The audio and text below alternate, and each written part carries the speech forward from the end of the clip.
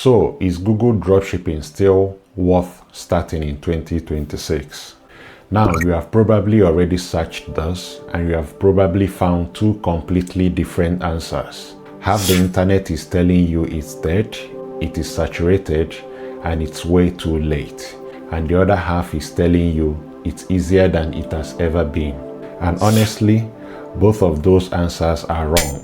And both of them are coming from someone who is selling you something.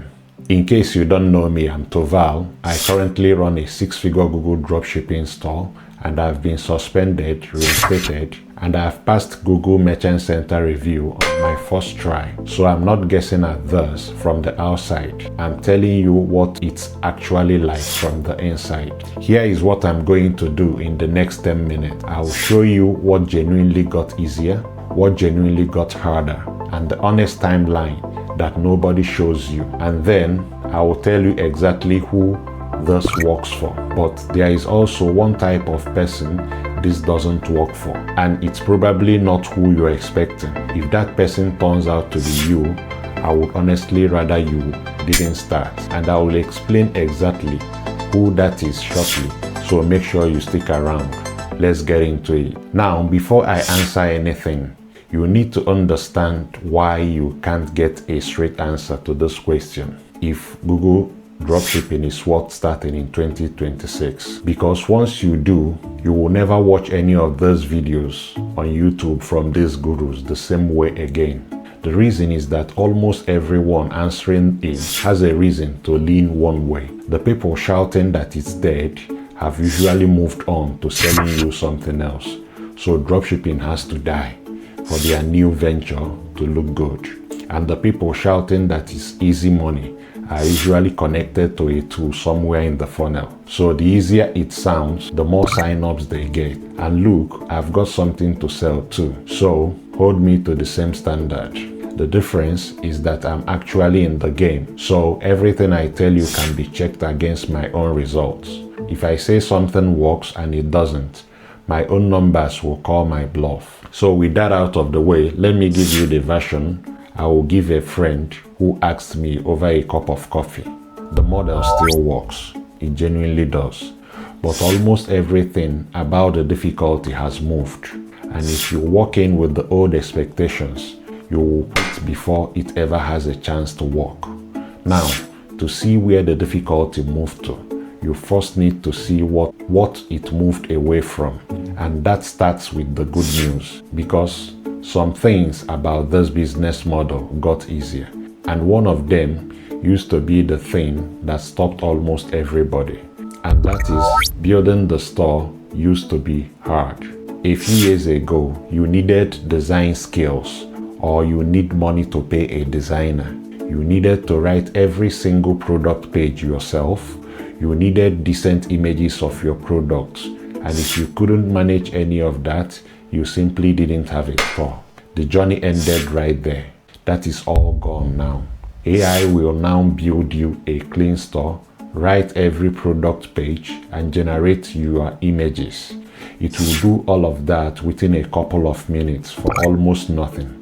And that is genuinely good news, because it is the best thing that has happened to beginners in this business. But here is the part you have to sit with for a second, because it's where the good news turns. If building a store is that easy for you, then it's exactly that easy for everyone else too. So the store you built isn't an advantage anymore. It's just the entry fee. The ticket got cheaper, but everyone is holding one now, which means the difficulty didn't disappear when building got easy. It packed up and moved to somewhere else. It moved to two places almost nobody talks about. And the first one is the exact spot most new stores quietly die. And the first place the difficulty moved to is the entry barrier. Because think about what just happened from Google's side. When building a store took real work, that work was the filter itself kept most of the junk out. But now, anyone can generate a finished looking store in few hours with some prompts. So the platforms are drowning in stores that look like real businesses but aren't.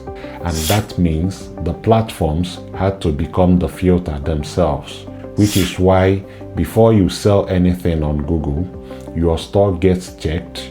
Amongst other things, Google ensures you have real contact details, policy pages, prices that actually make sense, and the product data that matches your store pages exactly.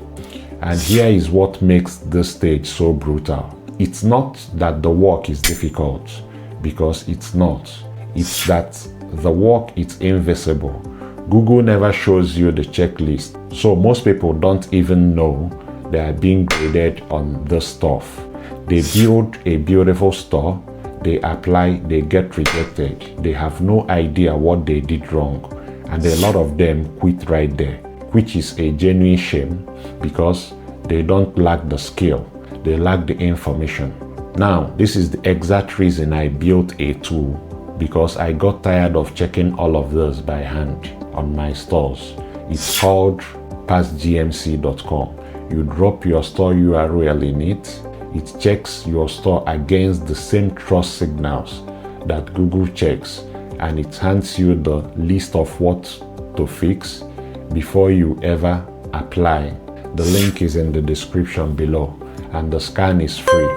And honestly, it's so much better to catch this stuff yourself than to have Google catch it for you. Because if you find the problems first, you are just fixing a store. But if Google finds them first, you are appealing a suspension, and that's much worse. That is the first thing that got harder. And at least that one comes with a checklist. But the second one doesn't have a checklist at all. It is the real killer. It is the reason most people who start this never see $1 back. And it has nothing to do with your product, your store, or your skill. That second thing is the waiting period when you start. And here is what nobody puts in the thumbnail. This business takes longer to start working than you think, and the beginning looks exactly like failure. Because when you launch your first Google Ads campaign, Google's system knows nothing about your store yet. It doesn't know who your buyer is, so it has to spend a while figuring that out. And while it's figuring that out, your results are genuinely bad. Your ad cost looks terrible. Your numbers jump around from day to day, and you just sit there staring at the screen wondering if you have broken something. You haven't. That's just what the beginning of this looks like for everyone every time. And here is where it gets cruel. The natural human response to bad early numbers is to start changing things. So you cut the budget, you swap the bidding around, you rewrite all your titles in a panic, and every big change you make resets Google learning back towards zero, which means you end up living permanently in the worst part of the process. Then it genuinely feels like proof that the whole thing doesn't work, when what actually happened is that you kept restarting the exact stretch you needed to get through. So the people who fail at this mostly aren't failing because of their product or their store. They are failing because they quit during a stretch that was always going to look like that, and nobody warned them. You know the real shape of it. The building is easy. The getting in has a checklist, and the middle is slower than anyone admits, which brings us to the question you actually came here for. Because whether this is worth starting isn't really about the model at all. It's about you. And there are 3 things that decide it. And the first of those 3 things is breathing room. You need to be able to put money in without needing it back straight away.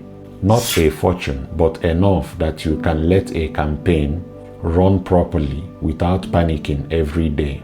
Because, as we just covered, panic is the thing that resets the clock.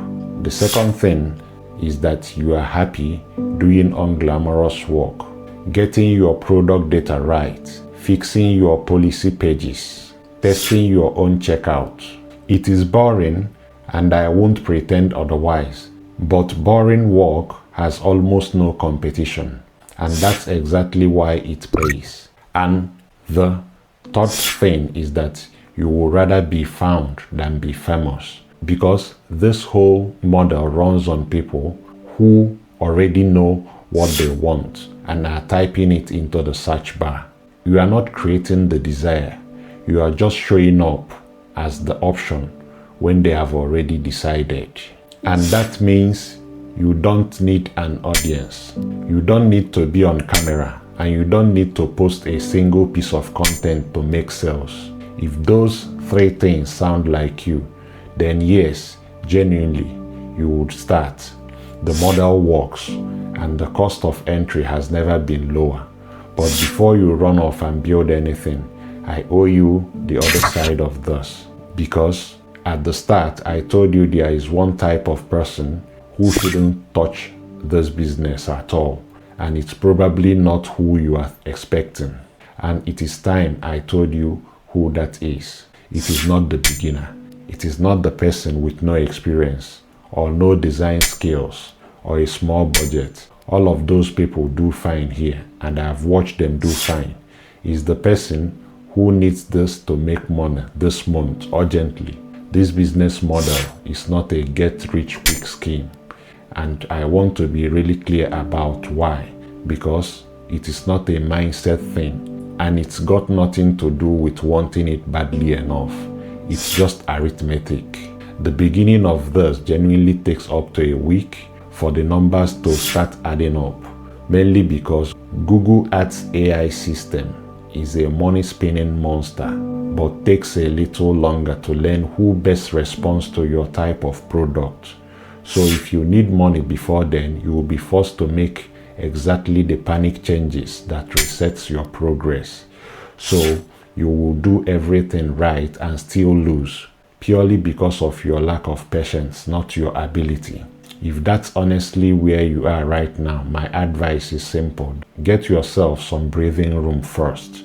Get a job or something, then come back, because the model isn't going anywhere. And you will do better with 2 months of patience than 2 months of pressure.